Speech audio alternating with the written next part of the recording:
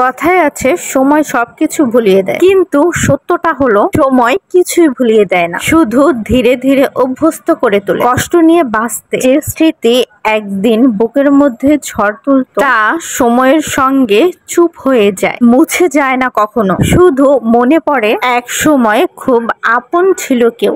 ভুলে যাওয়ার নাম নিয়ে আমরা আসলে সব সহ্য করতে শিখে যাই। ভুলে যাওয়া আর অভ্যস্ত হয়ে যাওয়ার মধ্যে একটা গভীর কষ্ট চুপচাপ বসে থাকে, তা কাউকে বলা যায় না, কেউ বোঝেও না আসলে। যে নিজেকে বোঝায় ভালো আছে, আমি চুপচাপ বেঁচে থাকি স্মৃতির পাশে। হ্যালো এভরিওয়ান, আসসালামু আলাইকুম। কেমন আছেন আপনারা সবাই? কি কি রান্না করলাম আপনাদের সাথে শেয়ার করব। প্রথমে আমি চুলায় ভাত আর ডাল বসিয়ে দিলাম। আজকে তেলাপিয়া মাছ ভুনা করব, রেহা ভাজি করব আর ডাল রান্না করব।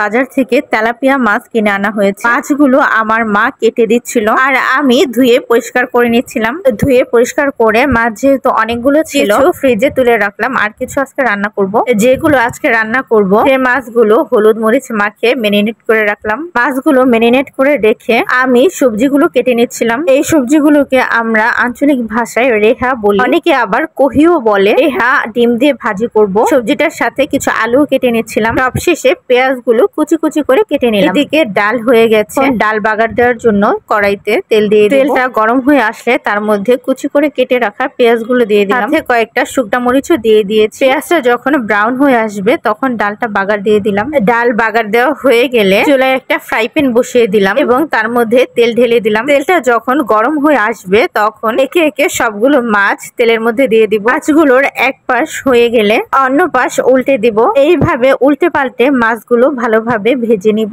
মাছগুলো ভাজা হয়ে গেলে একটা বাটিতে তুলে নিব। চুলায় কড়াই বসিয়ে দিব এবং কড়াইতে তেল দিয়ে দিব। তেলটা যখন গরম হয়ে আসবে তখন কুচি করে কেটে রাখা পেঁয়াজগুলো দিয়ে দিব। পেঁয়াজটা কিছুক্ষণ ভেজে তার মধ্যে সামান্য পানি দিয়ে দিব। এখন তার মধ্যে মরিচের গুঁড়া, হলুদের গুঁড়া, স্বাদ মতন লবণ, সবশেষে দিয়ে দিব আদা রসুন বাটা। সব রকম মশলা দিয়ে ভালোভাবে কষিয়ে নিব। মশলাটা সময় নিয়ে কষিয়ে মশলা থেকে যখন তেলটা আলাদা হয়ে যাবে তখন তার মধ্যে ঝোল দিয়ে দিব। এখন ঝোলের মধ্যে একে একে সবগুলো মাছ দিয়ে দিব। মাছগুলো দেওয়া হয়ে গেলে কিছুক্ষণ রান্না করে চুলা থেকে নামিয়ে নিব। মাছ রান্না হয়ে গেলে রেহা আর আলুগুলো সেদ্ধ বসিয়ে দিলাম। তার সাথে দিয়ে দিলাম হলুদ আর লবণ দিয়ে ঢেকে রাখলাম। কিছুক্ষণ পর ঢাকনা তুলে ভাজিটা যখন সেদ্ধ হয়ে যাবে তখন চুলা থেকে নামিয়ে নিলাম। এখন চুলায় একটা কড়াই বসিয়ে দিলাম। কড়াইতে কয়েকটা শুকনা মরিচ দিয়ে দিলাম, সাথে তেল এবং কুচি করে কেটে রাখা পেঁয়াজগুলো দিয়ে দিলাম। পেঁয়াজটা কিছুক্ষণ ভেজে যখন ব্রাউন হয়ে আসবে তখন তার মধ্যে একটা ডিম ভেঙে দিয়ে দিব। রেহা ভাজি ডিম দিয়ে খেতেই অনেক ভালো লাগে। ডিম দিয়ে রেহা ভাজি আমরা বাসার সবাই অনেক পছন্দ করি। এখন ভাজিটা ডিমের মধ্যে দিয়ে দিব। তারপর নাড়াচাড়া করে ডিমগুলো ভাজির সাথে মিশিয়ে নিব।